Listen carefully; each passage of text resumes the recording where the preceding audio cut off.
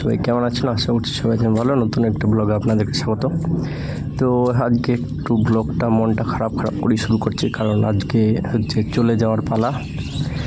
বেশ কয়েকটা দিন এসেছিলাম, বেশ বন্ধুদের সাথে আর কি খেলাধুলো করে বেশ আড্ডা মেরে দিনগুলো কাটছিল। কারণ কি বলুন তো, যে কর্মজীবনে না, যে শুধু সেই রুম থেকে কাজ থেকে আবার সেই রুমে, আর তার মধ্যে দুই একজন পরিচিতর সাথে কথাবার্তা ছাড়া সেরকম কিছু হয় না।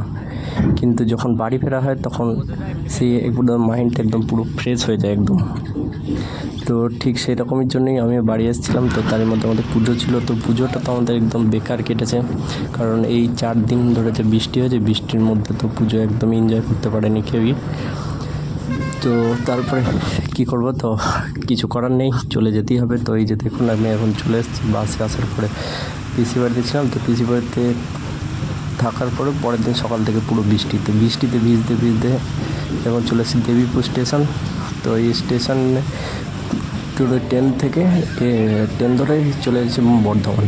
তো এখন বর্ধমান যাবো, তো বর্ধমান থেকে ওখান থেকে ট্রেন চেঞ্জ করে তো এখন যাবো ঝাড়খণ্ডের দেওঘর। তো এই যে দেখুন, এখন উইথাউট টিকিটে এসে অন্য সিটে বসে পড়েছি।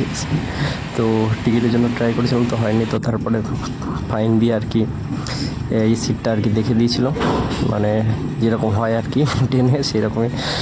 তো এইভাবেই মনটাকে আর কি, মনের ভিতর দুঃখ নিয়েও ধীরে ধীরে এলাম প্রকৃতির সৌন্দর্য দেখতে দেখতে বাইরের। কিন্তু ছেলে হয়ে জন্মেছি যখন, কাজবাজ করতেই হবে, না হলে চলবে না।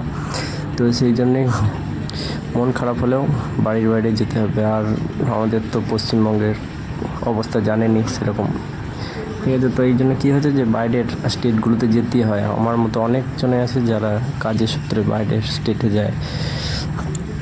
তো এই আবার যে কবে ফিরবো তার কোনো নেই ঠিক।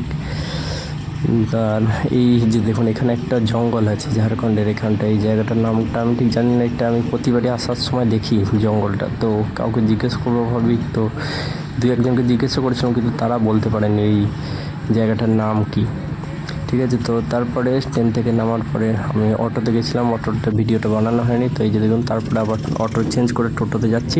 তো এই টোটো থেকে নেমে তারপরে যে দেখুন আমাদের ক্যাম্পের মধ্যে ঢুকে গেছে, ওইদিকে সব লোকগুলো আছে ওগুলোতে। আর এই যে দেখুন কত আম গাছ লাগানো আছে আমাদের রুমের সামনে, আগের ভিডিওতে দেখেছেন। আর বেডের এই যে অবস্থা, বেডটা তারপরে একটু ঠিক করে নিলাম আমি। তো তারপরে আজকে ভিডিওটা এতটাই। চলুন আবার দেখা হচ্ছে পরের ভিডিওতে।